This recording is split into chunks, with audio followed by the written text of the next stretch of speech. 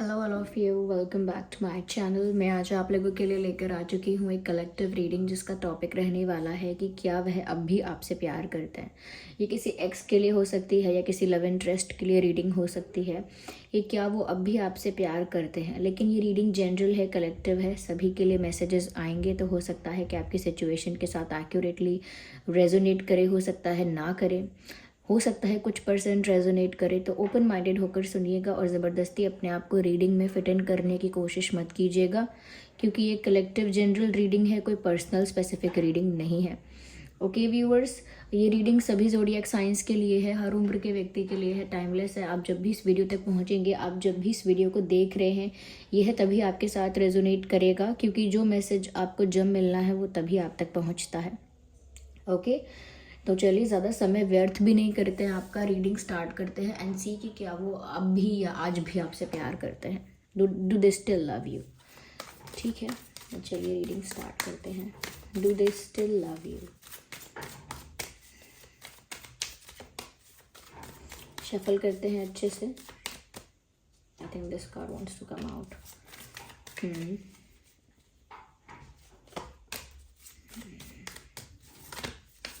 Well, I think let's take one more card.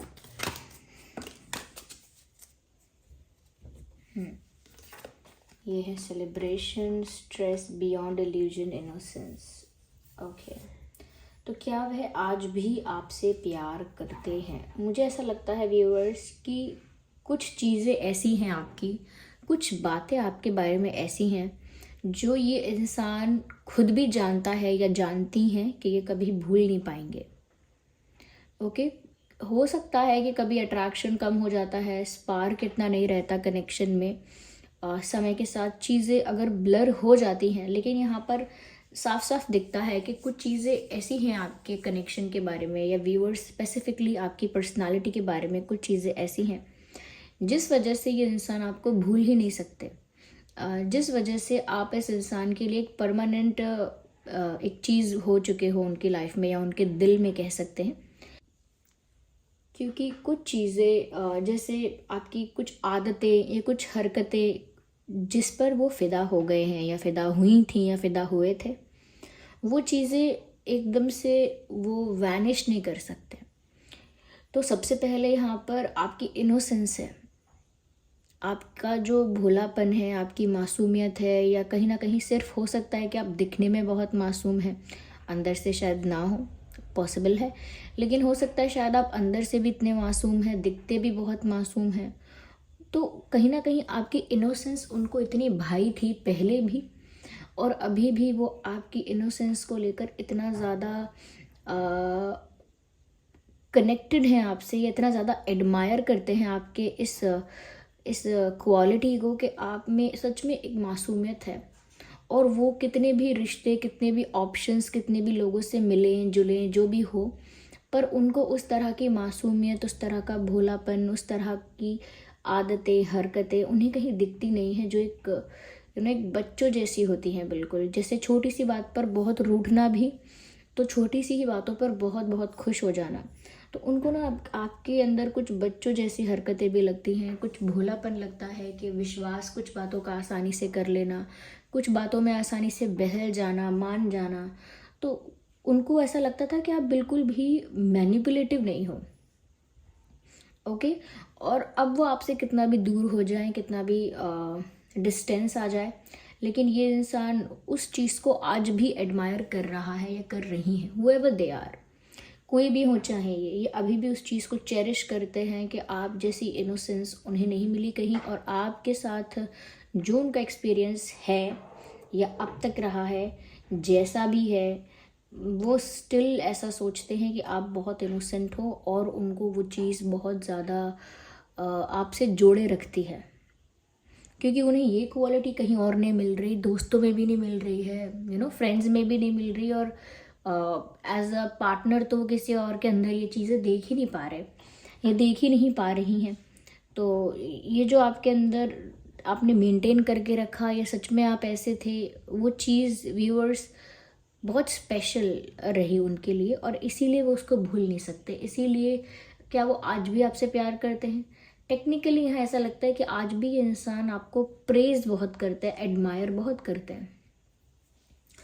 यहाँ पर ऐसा भी लगता है व्यूअर्स कि कहीं ना कहीं ये जो इंसान है ये अपनी करंट लाइफ में ना टेंशन में बहुत है।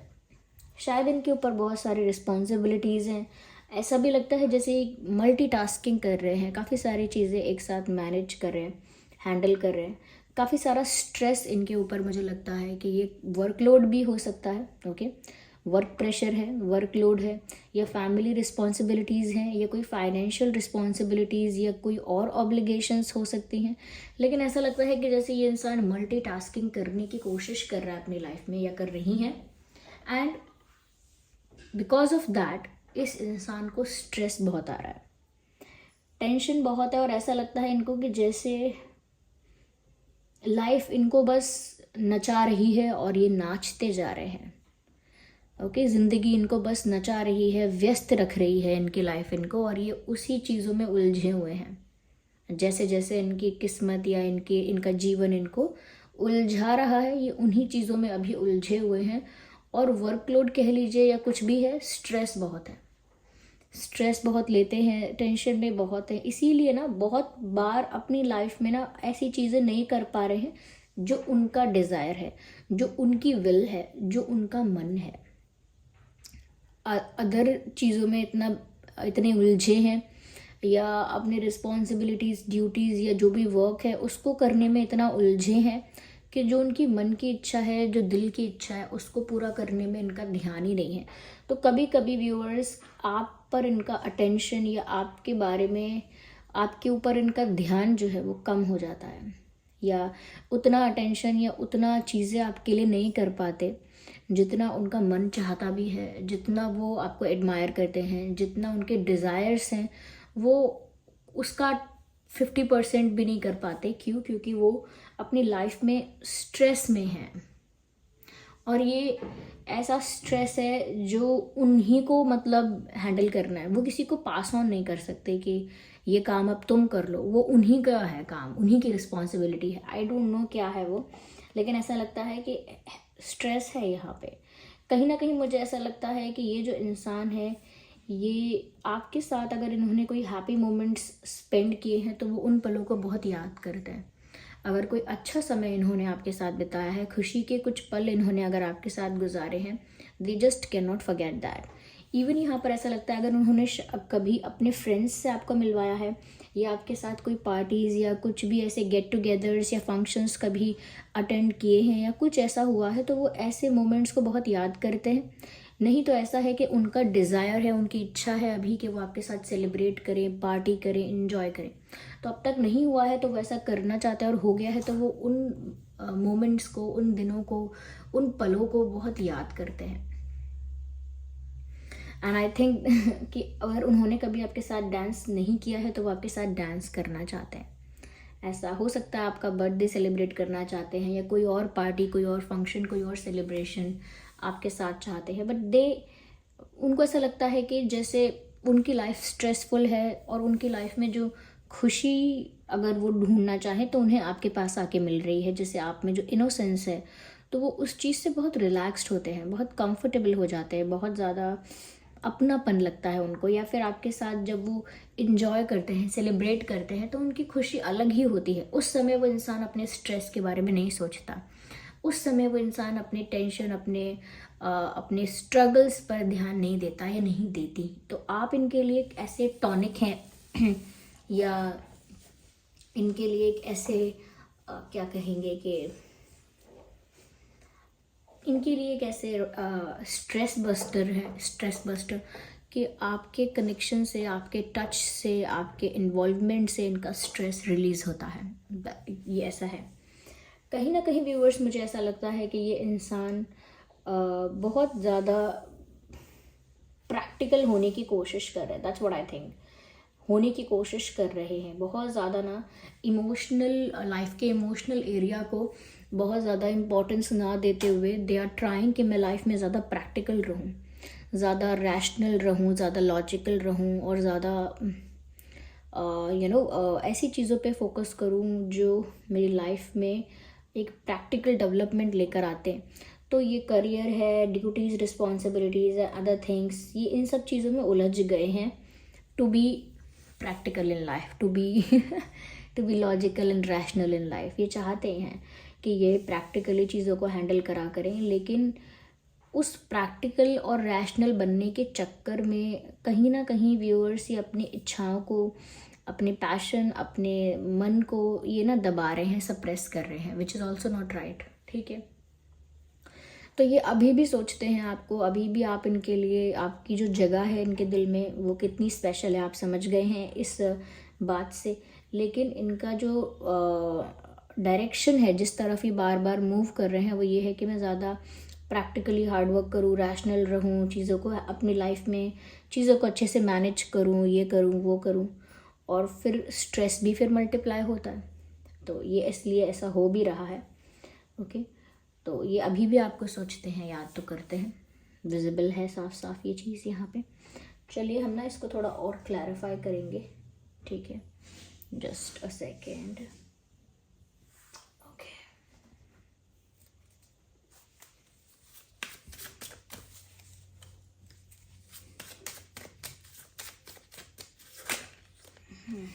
now let me shuffle again.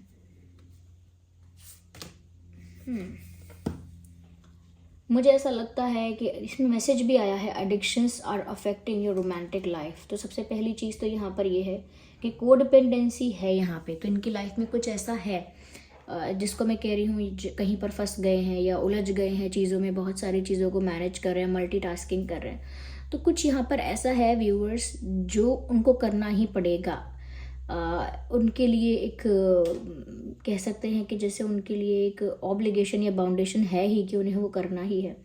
और यह मैसेज भी है, एडिक्शंस आर अफेक्टिंग, कुछ ऐसा जो ये इंसान जिस चीज़ को लेकर बहुत ज़्यादा एडिक्टेड है, नॉट एडिक्ट, अगर एडिक्टेड को एडिक्टेड ही लेंगे तो वैसे नहीं कह रहे हैं, बहुत ऑब्सेस्ड है, किसी चीज़ में बहुत ज़्यादा इन्वॉल्व है, किसी चीज़ में बहुत ज़्यादा पैशनेटली इन्वेस्टेड है किसी चीज़ में, ऐसी कोई चीज़ इनकी लाइफ में है। अब वो आदत भी हो सकती है, कोई पैटर्न है, सच में कोई एडिक्शन हो सकता है।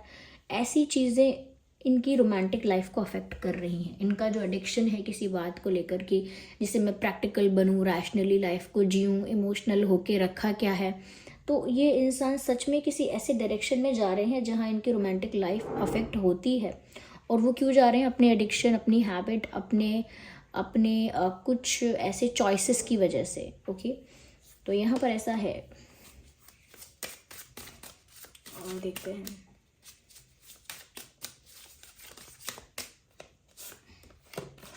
Trust, this situation is calling for you to have faith. कहीं ना कहीं मुझे ऐसा लगता है कि ट्रस्ट एक ऐसा फैक्टर है जो इस रिलेशनशिप में होना चाहिए। शायद ट्रस्ट की कमी है, दोनों साइड से हो सकता है, क्योंकि शायद आप भरोसा नहीं करते उन पर या वो आप पर नहीं करते। लेकिन हाँ, सिचुएशन में बहुत, इस सिचुएशन जैसी भी परिस्थिति है, इसमें बहुत इम्पॉर्टेंट लग रहा है कि आप लोग एक दूसरे पर विश्वास करें, भरोसा करें एक दूसरे पर, तभी यहाँ पर बात ना आगे बढ़ पाएगी। अगर ट्रस्ट जो बेस है वही नहीं रहेगा तो फिर कितना भी अट्रैक्शन रहे, कितनी भी केमिस्ट्री रहे, कितना भी इन्फैचुएशन रहे, चीज़ें ना लॉन्ग टर्म नहीं रह पाएंगी। तो यहाँ पर ट्रस्ट की कमी है। और आई थिंक ऐसा लगता है कि जो ये बात है कि क्या आपके पर्सन अभी भी आपको प्यार करते हैं, नहीं करते है, यहाँ पर अटैचमेंट, इमोशनल अटैचमेंट है, लेकिन ट्रस्ट की बहुत कमी है। चलिए दोबारा से करते हैं shuffle, just need one more card.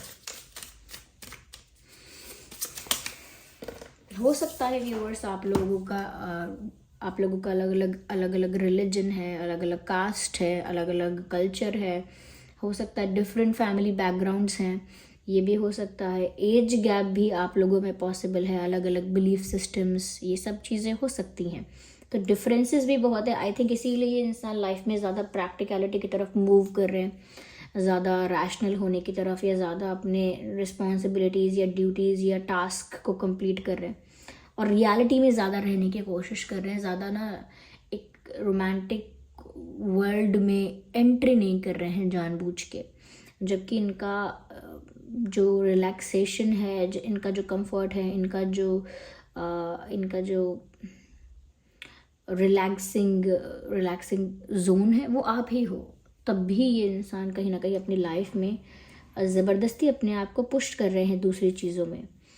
और मैसेज भी है, your love life is influenced by your religious upbringing and spiritual path. कहीं ना कहीं ऐसा है कि डिफरेंट कास्ट होने की वजह से, या डिफरेंट रिलीजन्स, या डिफरेंट बिलीफ सिस्टम्स, कल्चर या फैमिली बैकग्राउंड्स डिफरेंट होने की वजह से उनको बहुत सारी चीज़ें ऐसी लगती हैं कि पता नहीं हो पाएगा कि नहीं, पता नहीं बात बन पाएगी कि नहीं, तो वो थोड़ा सा पीछे भी हट जाते हैं बार बार।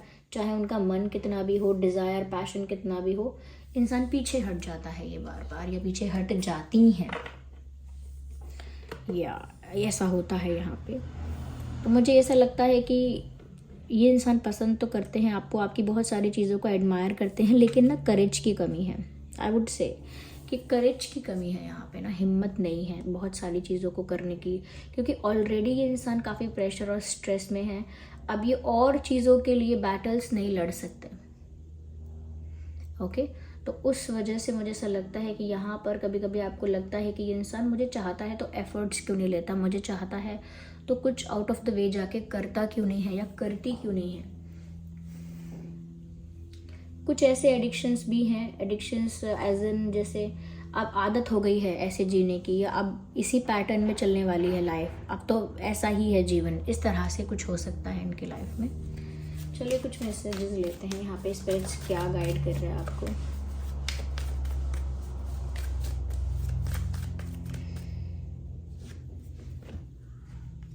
Retreat and recharge, nice.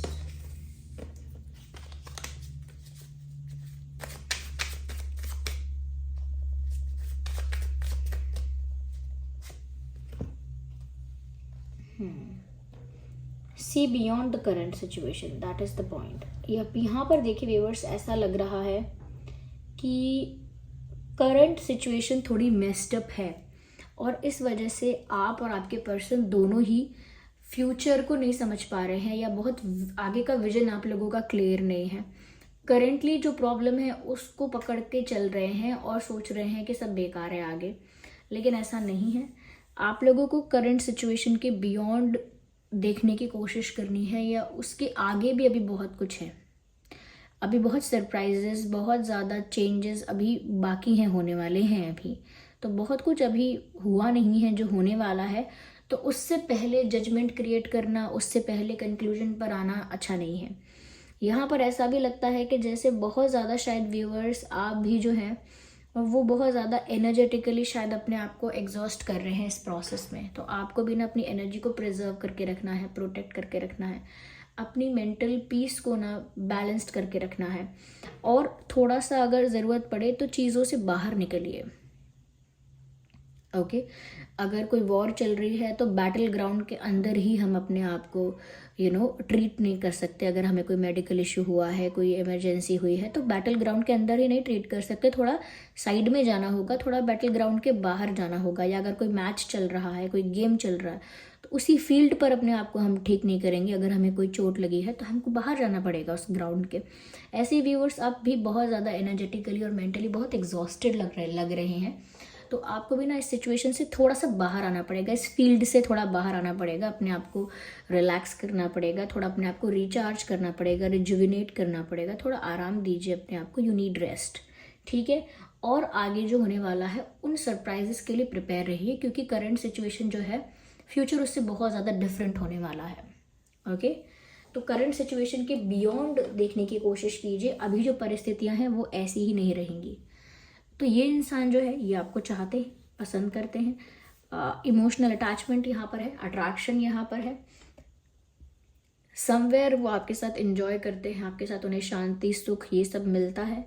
लेकिन उनकी लाइफ में एक तो रिलीजियस फैक्टर्स ऐसे हैं, या वर्कलोड कुछ ऐसा है, कुछ उनके एडिक्शंस ऐसे हैं जिस वजह से ये इंसान के अंदर ना आप गट्स नहीं है ज़्यादा, पर things will change. Okay, things will change.